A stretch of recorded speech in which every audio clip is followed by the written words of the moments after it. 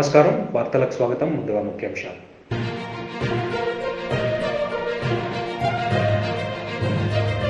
జిల్లా కలెక్టర్లు మరియు ఎస్పీలతో స్పందన కార్యక్రమంలో పాల్గొన్న సీఎం జగన్.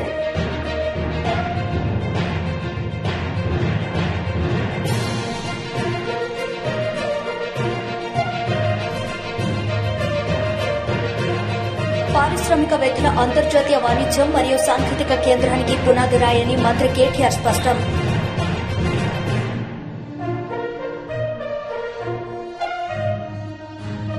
భారత ప్రభుత్వం సాంకేతికతను ప్రజాస్వామ్యం చేసే దిశగా నిరంతరం కృషి చేస్తోందని ప్రధాని నరేంద్ర మోడీ అన్నారు. ప్రతి పౌరుడు ఆర్థిక స్తోమత సాంకేతికతను పొందాలనే లక్ష్యంతో ఆల్ ఇండియా రేడియోను దేశాన్ని అనుసంధానం చేస్తున్నారని ప్రధాని తెలిపారు.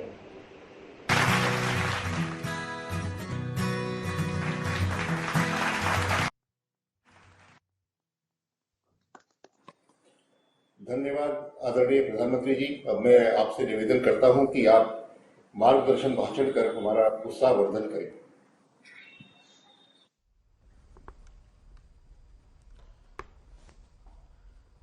नमस्कार जी। कार्यक्रम में उपस्थित केंद्रीय मंत्रिमंडल के मेरे सहयोगीगण, विभिन्न राज्यों के माननीय मुख्यमंत्री साथी, सांसदगण, विधायकगण, अन्य महानुभाव, देवी और सज्जनों, आज के इस कार्यक्रम में पद्म सम्मान पाने वाले अनेक व्यक्तित्व भी हमारे साथ जुड़े हुए हैं। मैं उनका भी आदरपूर्वक स्वागत करता हूं, अभिनंदन करता हूं। आज ऑल इंडिया रेडियो की एफएम सर्विस का एक्सपांशन ऑल इंडिया एफएम बनने की दिशा में एक बड़ा और महत्वपूर्ण कदम है। ऑल इंडिया रेडियो के 91 एफएम ट्रांसमीटर्स की ये शुरुआत देश के 85 जिलों के 2 करोड़ लोगों के लिए उपहार की तरह है। एक तरह से इस आयोजन में भारत की विविधता और अलग अलग रंगों की एक झलक भी है। जिन जिलों को कवर किया जा रहा है उसमें एस्पिरेशनल डिस्ट्रिक्ट्स, एस्पिरेशनल ब्लॉक्स, उनको भी सविशेष इसका लाभ मिल रहा है। मैं ऑल इंडिया रेडियो को इस उपलब्धि के लिए बहुत बहुत बधाई देता हूं। इसका काफी लाभ हमारे नॉर्थ ईस्ट के भाई बहनों को होगा, युवा मित्रों को होगा। इसके लिए उन्हें मैं विशेष तौर पर बधाई देता हूं। साथियों, जब बात रेडियो और एफएम की होती है तो हम जिस पीढ़ी के लोग हैं, हम सबका रिश्ता एक भावुक श्रोता का भी है। और मेरे लिए तो ये भी खुशी है कि मेरा रिश्ता एक होस्ट का भी बन गया है। अभी कुछ दिन बाद ही मैं रेडियो पर मन की बात का 100वां एपिसोड करने जा रहा हूं। मन की बात का ये अनुभव देशवासियों से इस तरह का भावनात्मक जुड़ाव केवल रेडियो से ही संभव था। मैं इसके जरिए देशवासियों के सामर्थ्य से जुड़ा रहा, देश की सामूहिक कर्तव्य शक्ति से जुड़ा रहा। स्वच्छ भारत अभियान हो, बेटी बचाओ बेटी पढ़ाओ हो, या हर घर तिरंगा अभियान हो, मन की बात ने इन अभियानों को जन आंदोलन बना दिया। इसलिए एक तरह से मैं ऑल इंडिया रेडियो की आपकी टीम का भी हिस्सा हूं। साथियों, आज के इस आयोजन की एक और खास बात है। ये वंचितों को वरीयता की सरकार की नीति को आगे बढ़ाता है, जो अब तक इस सुविधा से वंचित रहे, जिन्हें बहुत दूर दराज में रहने वाला माना जाता था, वो अब हम सभी से और ज्यादा कनेक्ट होंगे। समय पर जरूरी जानकारी पहुंचाना हो,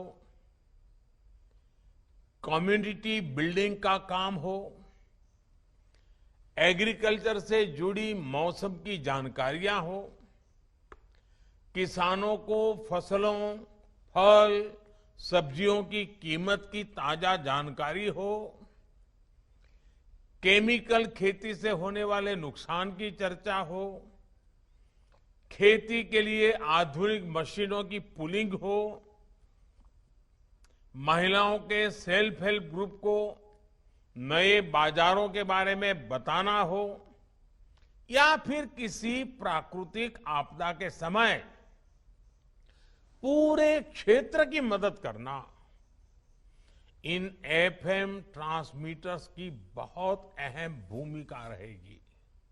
इसके अलावा एफएम की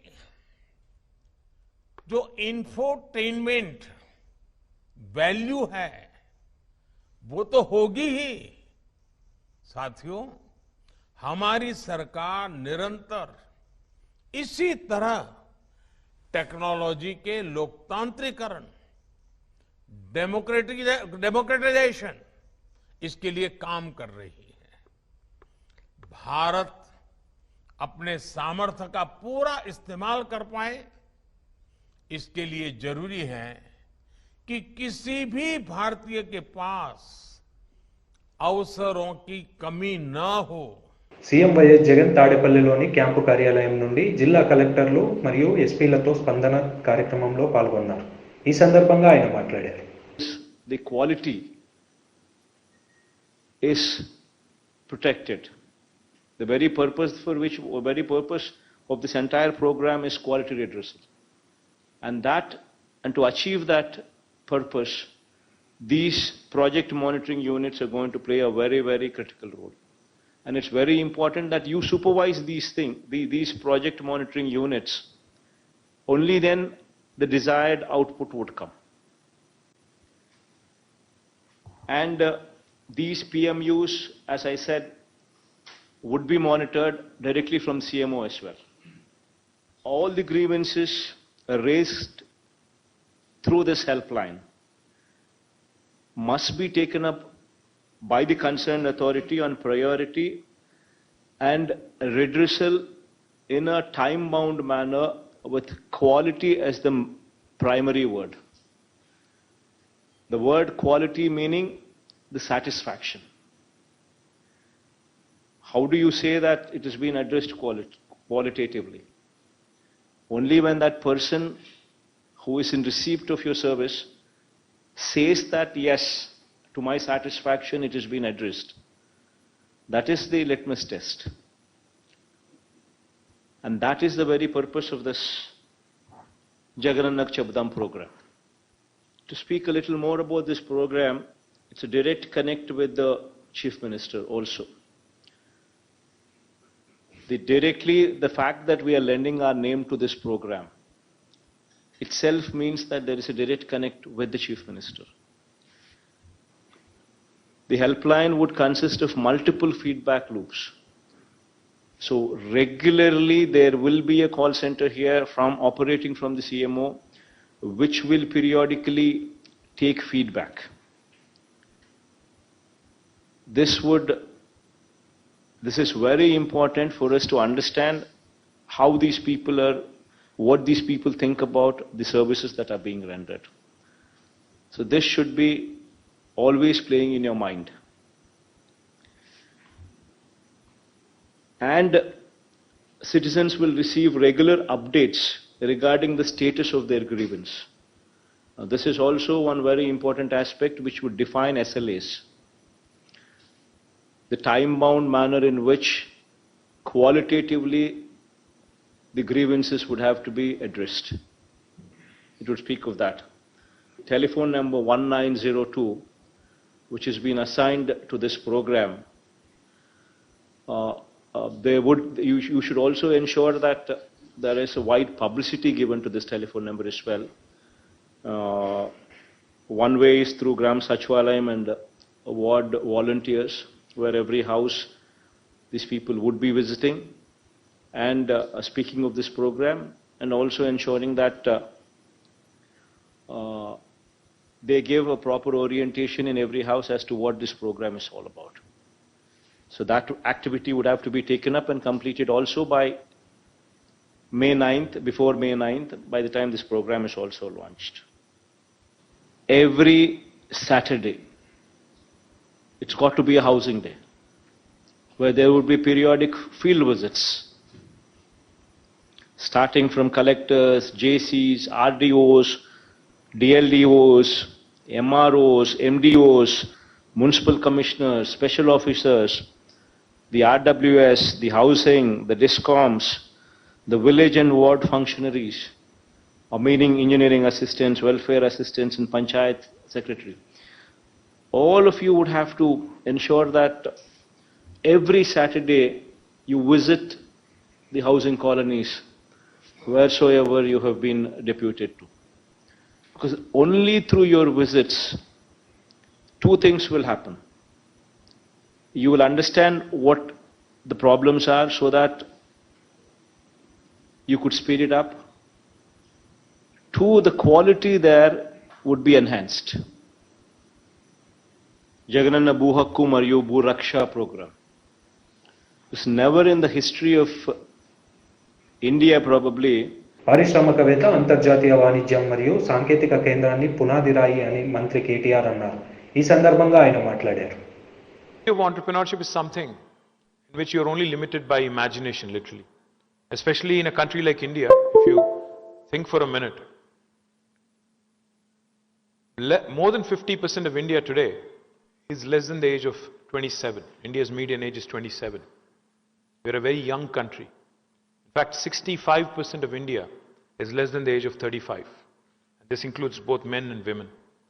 Now, this is possibly the youngest country on the planet, and this is possibly the biggest resource we have at our disposal. Of course, we have abundant water, abundant land, we have abundant mineral resources, we have abundant other resources. The most important resource we have, of course, is human capital. Now, why do I say this? You look at a country like Japan. Japan hardly has 15% of land mass that is actually useful for inhabitation, to live, to do something, to work, etc., etc. And Japan, as most of you know, is one of the biggest sufferers after World War II. The only nuclear bomb that ever exploded on this planet was in Japan in 1940s, in Hiroshima and Nagasaki. Now, a country which has got only 15% of utilizable land, a country which suffered nuclear attack, a country which is prone to earthquakes, severe earthquakes, a country which is prone to tsunamis, a country which has got a long coastline and very little natural resources, has today become a force to reckon with. It is the third largest economy after US and China. And it is only 1/10 or in fact 1/12 of our size in terms of population. So without natural resources, with all these obstacles, with everything stacked up against them, what did the Japanese have? The only thing they had was the human intellect and human capital. And you can also look at Japan's neighbor, South Korea, Republic of Korea. Again, a fascinating story. More than 90% of the land mass in South Korea, again, is unutilizable. Again, everything stacked up against them. Very little natural resources.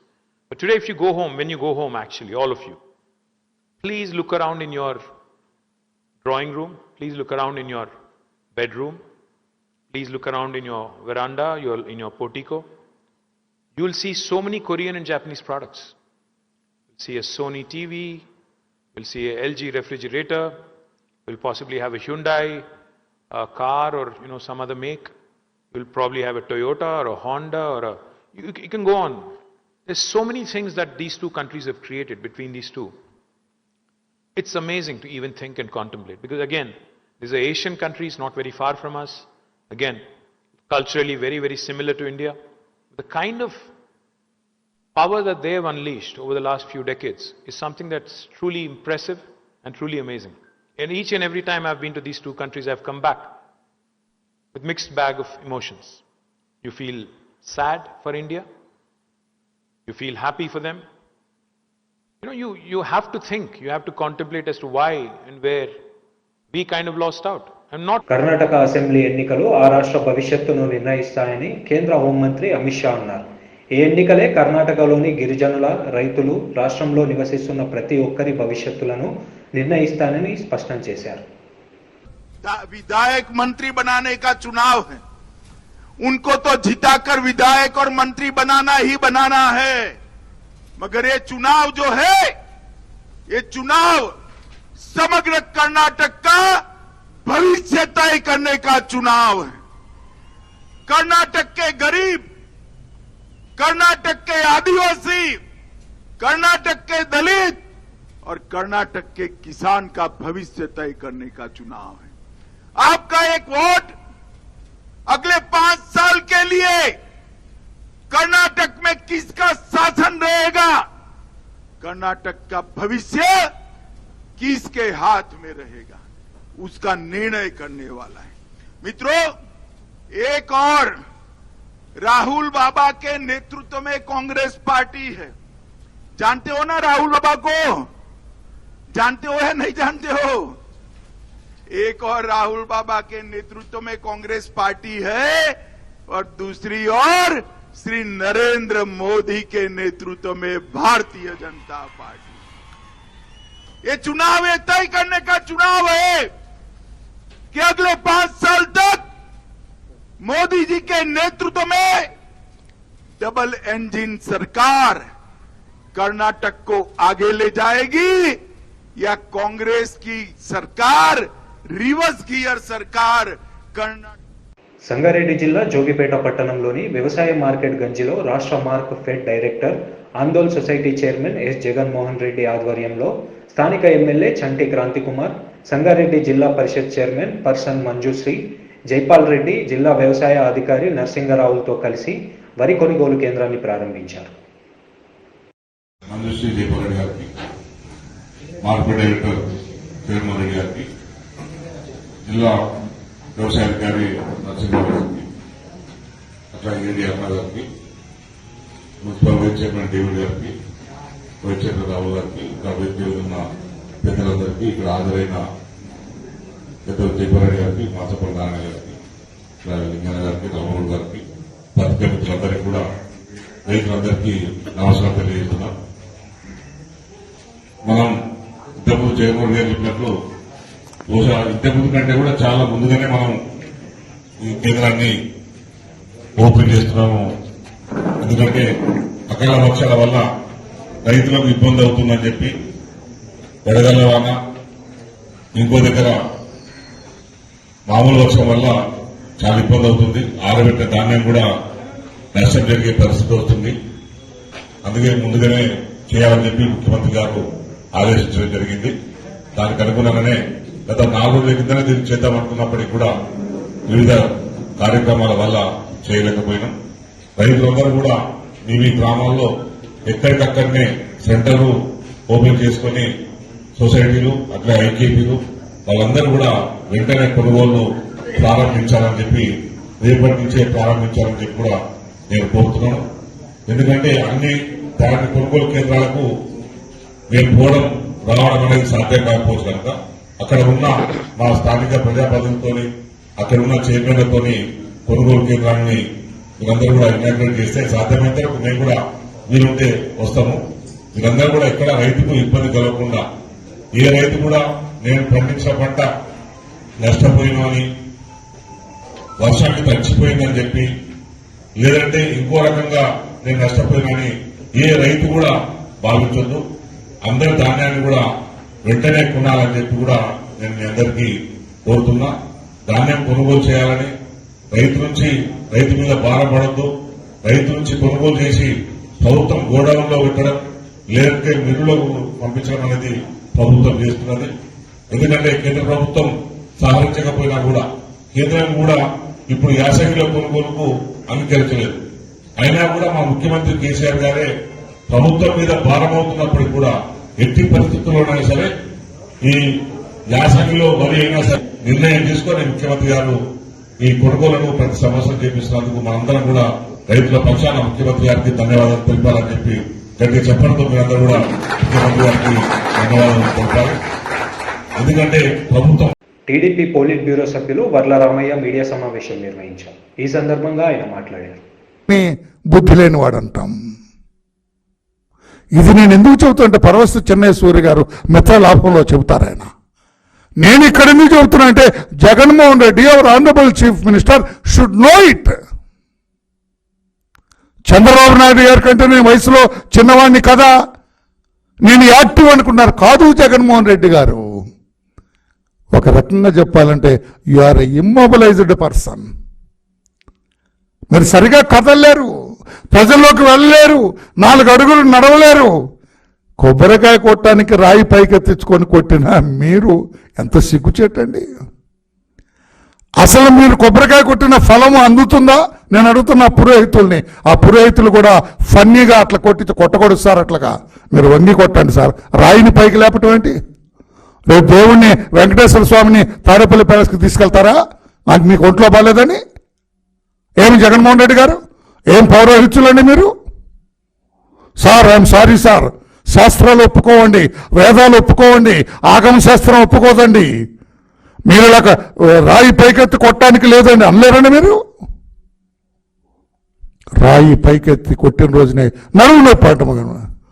నడువు నొప్పి ఉన్న నీవు గోడ ఆ కలవట్టిని ఎగిరి దూకిన చంద్రబాబు నాయుడు గారిని ఎలా తప్పుపడతావు? వృద్ధులని ఎలా అంటావు? కనుక శ్రీశ్రీ గారు మీలాంటి వాళ్ళ గురించే మాట్లాడారు. కొంతమంది యువకులు పుట్టుకతో వృద్ధులు. శ్రీశ్రీ గారండి, బహుశా మీకు తెలిసి ఉండకపోవచ్చు. పెద్ద కవి, విప్లవ కవి, ఆధునిక కవి. ఆయన అన్నారు కొంతమంది వృద్ధులు లైక్ అవర్ జగన్మోహన్ రెడ్డి గారు, కొంతమంది యువకులు లైక్ అవర్ జగన్మోహన్ రెడ్డి గారు, కొంతమంది యువకులు జగన్మోహన్ రెడ్డి గారు లాంటి వాళ్ళు పుట్టుకతో వృద్ధులు. అది మీకు వర్తిస్తుంది, చంద్రబాబు నాయుడు గారు కాదు అని చెప్పుకొని నేను తెలియజేస్తున్నా. అసలు మీ గురించి మీరు ఎందుకు బేరీజు వేసుకోరు? మీ ఆలోచనలన్నీ కూడా అడుగడుగున మీ తల్లిదండ్రుల పెంపకాలేమిని గుర్తు చేస్తున్నాయి. జగన్మోహన్ రెడ్డి గారిని తల్లిదండ్రులు సరిగా పెంచలేదేమో అన్న అనుమానాన్ని గుర్తు చేస్తుంటాయి అడుగడుగున జగన్మోహన్ రెడ్డి గారు. మీకు తెలుసా? నేను మిమ్మల్ని కించపరచాలను, నాది కూడా మీ తండ్రి వయసేనండి దాదాపుగా. మీ నాన్నగారు 49లో పుట్టారు, నేను 51లో పుట్టా. దరిదాపుగా చంద్రబాబు గారు 50లో పుట్టారు. మేమంతా సమకాలికులం ఒక రకంగా. మళ్ళీ నన్ను కూడా ఆ పట్టాపులాగా తీసుకెళ్లి బాధిస్తారు. వద్దండి, నేను ఉన్న నవ్వుతున్నారు మీరు. ఉన్న నిజాలే చెబుతాను నేను. ఏమీ ఎబ్బెట్టుగా మీరు నా మీద కేసు పెట్టేంత ఏం మాట్లాడను నేను.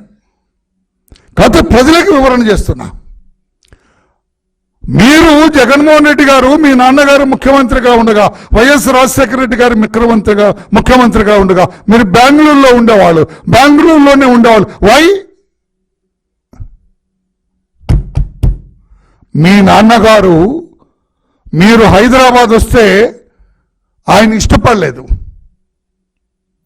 మీరు హైదరాబాద్ రావటాన్ని ఆయన కోరుకోలేదు.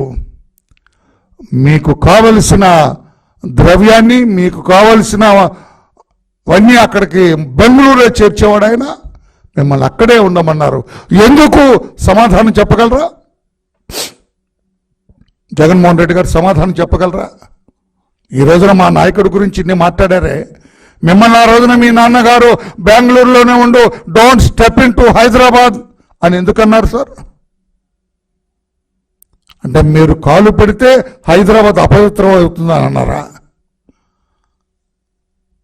లేకుంటే పవిత్రమైన మీ పాదం హైదరాబాద్లో పెడితే హైదరాబాద్లో పెద్ద మేలు జరుగుతుంది, ఆ మేలు జరగటం నాకు ఇష్టం లేదు, అందుకు రావద్దన్నారా? ఎందుకు రావద్దన్నారు? ఈ విషయం నేను చెప్పటం లేదండి. మీ పార్టీలో ఆనాడు ముఖ్యమంత్రిగా ఉన్న గౌరవ రోషయ్య గారు చెప్పారు.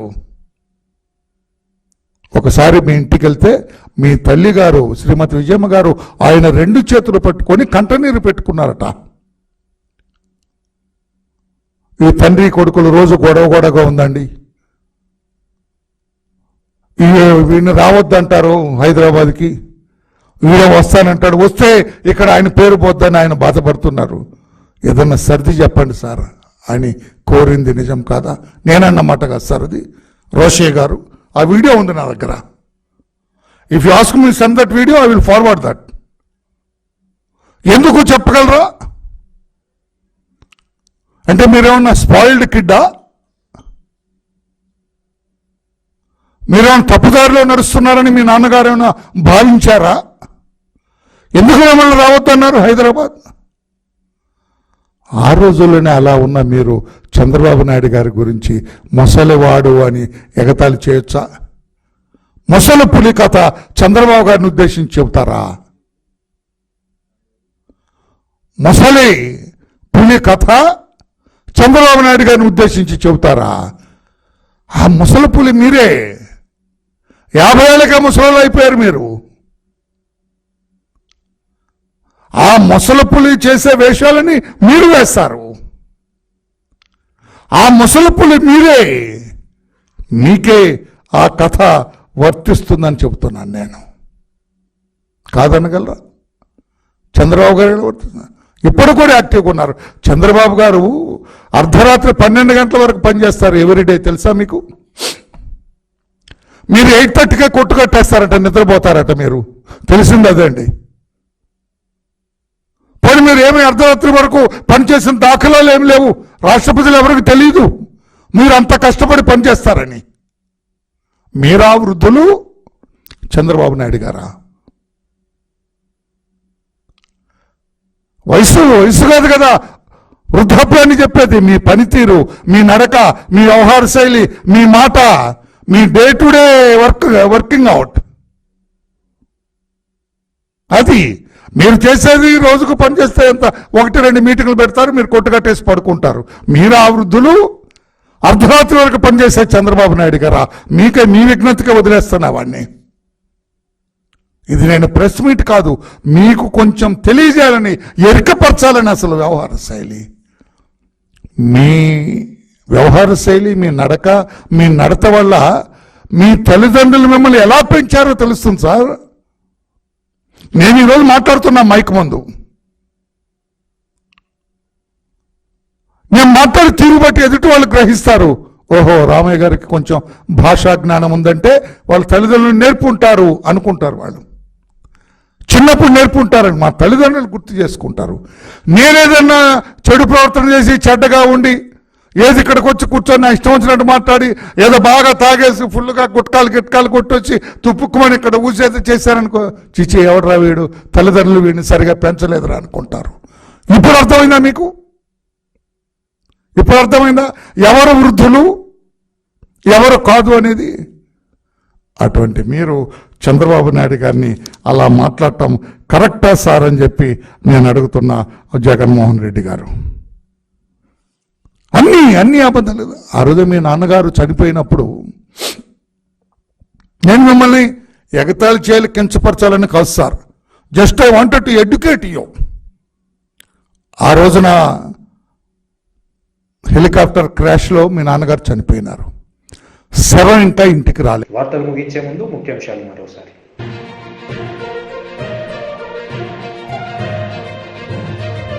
జిల్లా కలెక్టర్లు మరియు ఎస్పీలతో స్పందన కార్యక్రమంలో పాల్గొన్న సీఎం జగన్.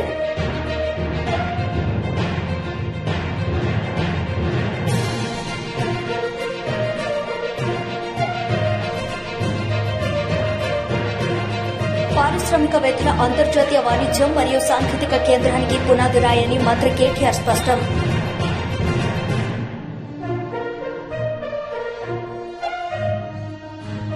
ఈ వార్తలు ఇంతటితో సమాప్తం. తిరిగి ప్రసారం అయ్యే వార్తల్లో మళ్ళీ కలుద్దాం. అంతవరకు సెలవు. నమస్తే.